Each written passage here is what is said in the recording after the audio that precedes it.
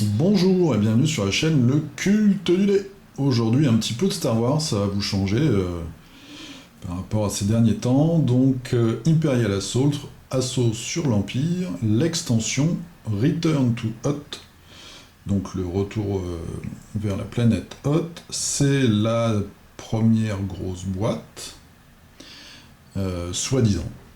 Grosse par le prix, c'est sûr. Moi, je l'ai payé 62 € et je vais vous montrer un petit peu tout ce qu'il y a dedans.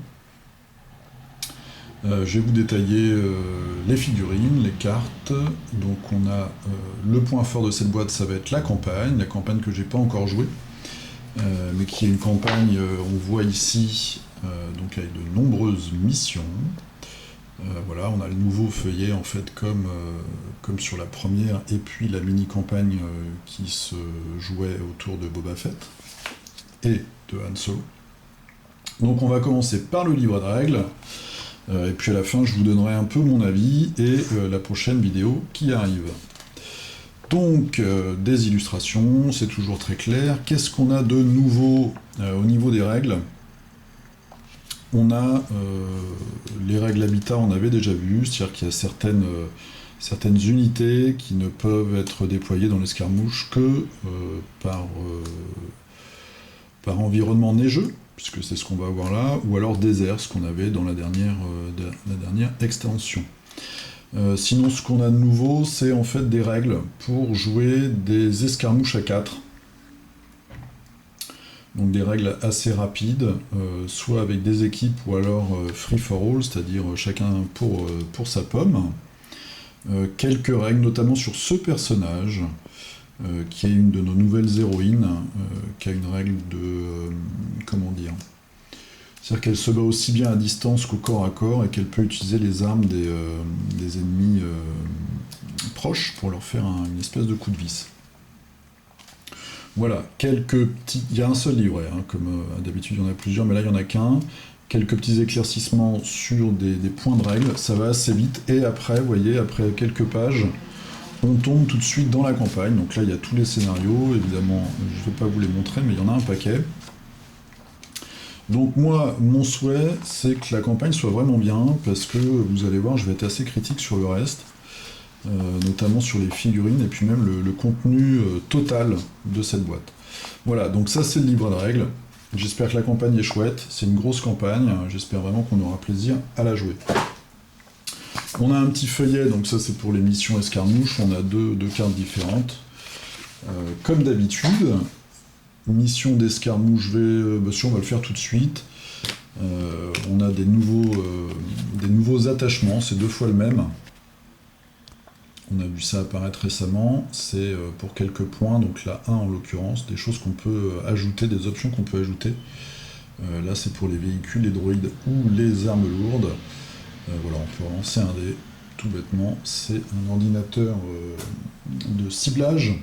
On a un petit paquet comme ça de cartes command card, toujours le même système, hein, ça coûte de 1 à 2, il n'y a pas de 3 dans celui-là. Donc ça va être pour aider notamment les nouvelles unités qu'on va avoir, et puis avec une thématique un petit peu sur l'environnement, puisqu'il y a maintenant des équipements qui permettent de régénérer des points sur certaines unités. Bon, ça je vais pas vous le détailler. Il y a aussi les cartes signatures évidemment des 3 nouveaux héros, donc le robot médecin, notre combattante, et puis le tireur d'élite. Et enfin, on a 4 cartes de mission escarmouche. Donc ce qui est bien dans le jeu, c'est que les scénarios de mission escarmouche sont, je dis toujours, assez bien trouvés, des nouvelles mécaniques à chaque fois, des nouveaux objectifs, qui font que c'est vraiment très diversifié. Je vais attaquer les tuiles, et puis après je vais taper dans le dur avec les figurines. Alors ils nous refont le même coup à chaque fois, c'est-à-dire qu'on a ici 5 jetons en carton qui vont sortir en packs séparés. Je pense que l'extension aurait rendu tout le monde content si par exemple ces 2 soldats là, rebelles, auraient été dans la boîte, ce qui n'est pas le cas. Ils vont arriver en pack. Moi j'ai déjà pris en même temps que cette boîte là les 3 là, je vais vous montrer. Bon, elles sont pas peintes encore. Et on commence avec les tuiles. Alors les tuiles, thématique de neige, hein. Donc on a énormément de tuiles qui vont se ressembler. Ça c'est la tuile avec tous les jetons, donc il n'y a pas beaucoup de plateaux, mais voilà, donc de la neige. Des tuiles, en tout, on en a 4. Donc on a soit de la neige, en intérieur et en extérieur, soit un intérieur de base. Voilà. Je vous montre le dos de celle-là, c'est de la neige. Il y a une épave. Là, on a une base de la neige. Et de l'autre côté, aux surprises, on a de la neige. Ensuite, la dernière tuile, intérieur de base. Bon, vous me direz, par rapport à l'histoire, c'est normal, si on va se retrouver dans la fameuse base rebelle de Hoth. Et de l'autre côté, de la neige. Voilà. Donc vous l'avez compris, il faut aimer l'hiver. Et là, on a une tuile un peu spéciale, puisqu'elle fait la jonction entre de la pelouse et de la neige, ce qui permet de faire des missions en réutilisant les tuiles de la première boîte. Ça, c'était les tuiles, donc vous voyez, rien de transcendant. Maintenant, les figurines. Alors, les figurines, comment je vais faire déjà, alors, je ne vais pas vous montrer les figurines en plus, on va faire les héros. Les héros, par contre, c'est vraiment le point fort, je trouve. Ils sont vraiment intéressants. On a déjà le robot soigneur, donc je vais vous montrer donc le MHD-19. Je vais vous montrer sa figurine. Le seul inconvénient, et vous allez voir, ça revient plusieurs fois dans cette extension, c'est l'échelle. Alors, comme je tiens la caméra d'une main, je vais essayer de vous montrer ça de l'autre. Il est tout petit. Alors, dans mon souvenir du film, puisqu'on le voit, je crois, dans le tout premier, il n'est pas aussi petit, mais là, il est minuscule. Par rapport à un Snowtrooper, il est tout petit. Par contre, la figurine, elle est vraiment bien, je trouve. Voilà. Avec son bras, et tous ses outils. Donc lui, bah, c'est un médecin. Il peut quand même attaquer. Hein. Il a il a un bleu et un jaune pour l'attaque, et il a des compétences de soins. Donc bien sûr, ça c'était la carte escarmouche. Il arrive avec sa carte pour le mode campagne. On va regarder vite fait ses capacités. Donc on voit contre une action et du souffle. Il peut chercher en fait dans les cartes de caisse, je crois, un update médical. Sinon, alors lui, il ne peut pas être réparé puisqu'il est, enfin, il ne peut pas être soigné puisqu'il est mécanique. Et il a une action pour devenir focus. Après, il a des objets qui vont lui permettre de soigner les autres. Voilà. Évidemment, alors je vais vous le montrer pour les trois, on a les packs d'habilités qui viennent avec. Donc pour tous les personnages. Ça, c'était le robot, c'était notre premier nouveau personnage. Le deuxième personnage, c'est Verena Talos. Donc elle qui est une espèce de brutasse. Et elle a cette compétence, la Close Quarters, quand elle a une figurine hostile adjacente à elle, et qui est défaite, qui est vaincue. Donc on peut interrompre son ennemi pour faire une attaque avec l'arme de la figurine vaincue. C'est en gros un peu comme on voit souvent dans les films. On a un ennemi qui se fait zigouiller, on le prend pour se couvrir, et puis on utilise son arme pour tirer sur ses petits copains. Voilà, et puis on va avoir un bonus de défense. Toujours pareil quand on a des figurines ennemies adjacentes. Donc elle, sa mécanique, en fait, c'est de se retrouver au corps à corps et de pouvoir utiliser les ennemis comme des atouts. Donc ça, c'était sa carte mode campagne. Ça, c'est sa carte d'escarmouche. Voilà. Je vous passe les bonus si vous voulez les lire. Je crois que c'est à peu près focus. Sa figurine qui est pas mal. J'aime bien, elle est très détaillée. Voilà. Est-ce qu'on va voir? Son visage est bien. Bon, elle a juste un pistolet énorme, et on va voir ça. La figurine de la princesse Leia. Il y a quand même... Le seul reproche que je ferai sur leur figurine, c'est les échelles. Donc on va voir avec le véhicule, et puis les armes. Parfois les armes sont énormes par rapport au personnage. Troisième et dernier rebelle qu'on a dans cette boîte, c'est Loku Kanoloa. Je vais vous dire C'est un Mon Calamari, c'est ça? Je crois que c'est ça, hein. Donc lui, c'est un tireur d'élite. Voilà. Qui va pouvoir dézinguer ses ennemis à distance, de très loin. Sa figurine, alors la mienne elle est un peu tordue, il va falloir que je la redresse. Là j'aime beaucoup. L'intérêt de Star Wars c'est aussi d'avoir des extraterrestres je trouve. Et celui-là ça va vraiment être un plaisir à peindre. Il faudra juste que je le redresse par rapport à son socle. Avec sa cape, très chouette. Sa carte d'escarmouche, il vaut pas cher, il vaut 4. Voilà, donc c'est comme un petit peu, je me souviens plus son nom, on avait aussi un extraterrestre dans le premier qui était un espion qui ignorait les figurines adverses pour les lignes de vue. Ça c'est très très efficace. Lui il fait pas mal de dégâts à distance. Ensuite, alors pour les mercenaires, nous avons le HK Assassin Droid. Donc on a deux versions, on a la version normale, et puis on a la version élite, que voici, donc avec quelques petits avantages. Je vais vous montrer la figurine, j'en ai peint une. Moi je vais peindre voilà, les normaux, je vais les peindre comme ça en métal normal, et puis les élites, je vais en faire deux finition bronze un peu doré. Bon, des figurines qui cassent pas la baraque, hein, ils sont assez fins. Figurines assez basiques je trouve. Ensuite, toujours pour les mercenaires, on a les Wampa, donc on voit apparaître dans le film. Version normale et version élite. Alors je vais vous montrer la figure, on en a deux. Les droïdes assassins, on en a 4. Voilà, donc là c'est du gros monobloc. Bon, c'est pas mal, mais pareil. Bon, alors c'est sûr, quand on est un fan de Star Wars, ça fait plaisir d'avoir la figurine. Mais bon, je les trouve pas très charismatiques en fait. Ensuite, on va passer à l'Empire. Et puis après, je vous montrerai vite fait les figurines des packs additionnels. Snowtrooper. Alors, Snowtrooper, la version normale, à 7 points pour 3, pardon. Et la version élite à 10 pour 3. Donc eux, ils ont ce fameux... c'est un pack, on va dire que c'est un pack ou un uniforme de régénération environnementale. Je traduis ça un peu n'importe comment. On retrouve ça sur plusieurs figurines ou plusieurs équipements. Ça permet de se soigner en fait ou de se retirer une condition néfaste, comme affaiblir ou saigner.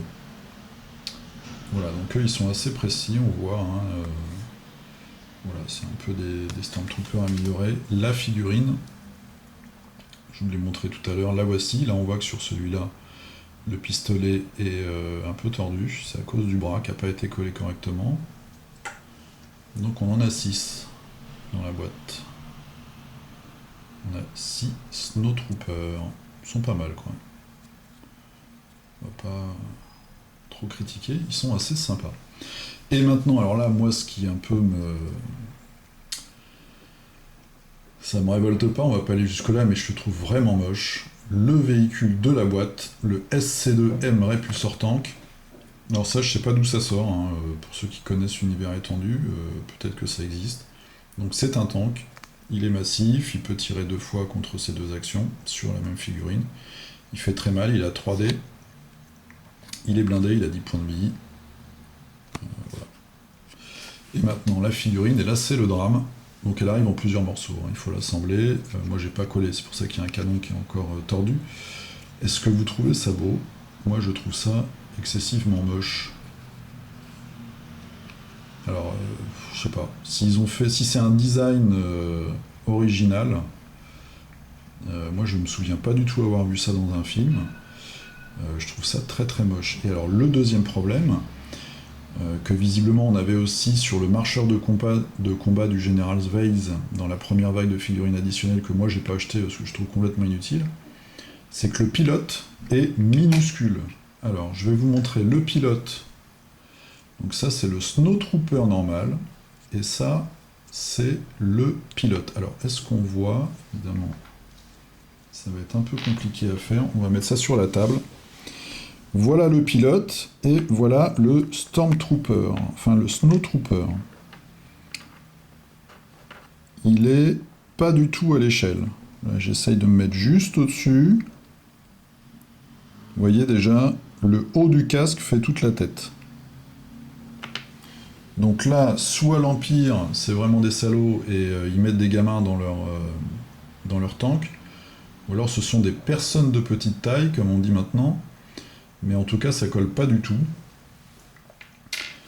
Ça colle pas du tout, de plus que j'ai pris ce petit pack là, Dengar, que je trouvais très chouette, et le personnage, donc ça c'est la figurine, alors ça c'est pas dans la boîte, hein, c'est un pack en plus, et vous allez voir là aussi, alors, le Snowtrooper est normal, et Dengar il est énorme.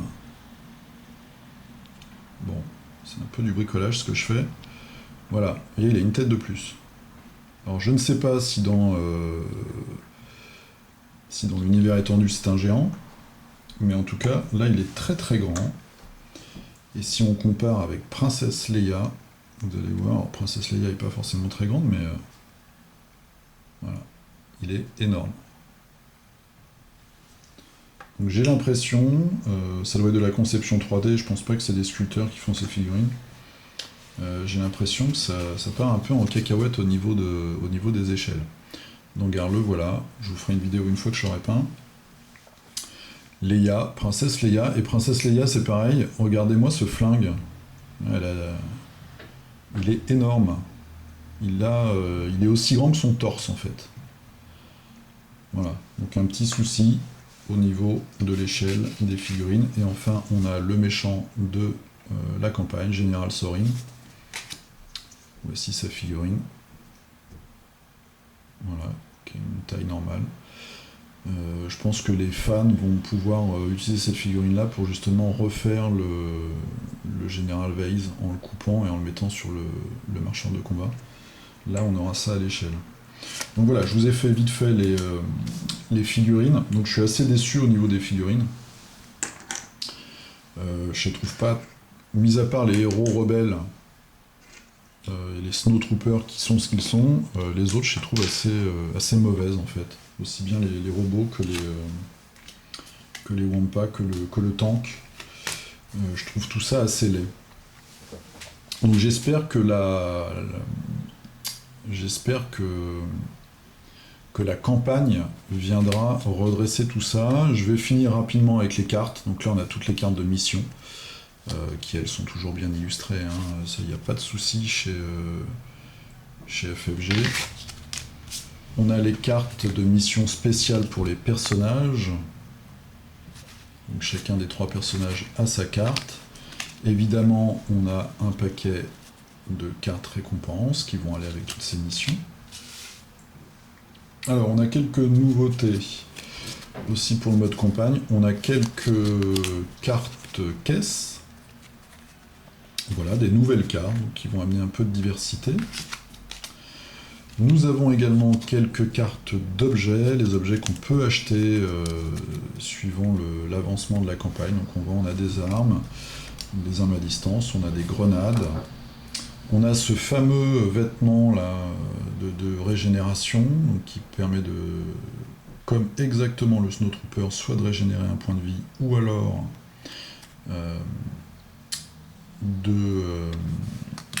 d'annuler une condition négative. On a une matraque étourdissante, on a un bras cybernétique. C'est assez normal, une fois qu'on l'a mis sur un héros, évidemment on ne peut pas l'échanger ou le vendre, puisque sinon on va lui couper le bras. Hein.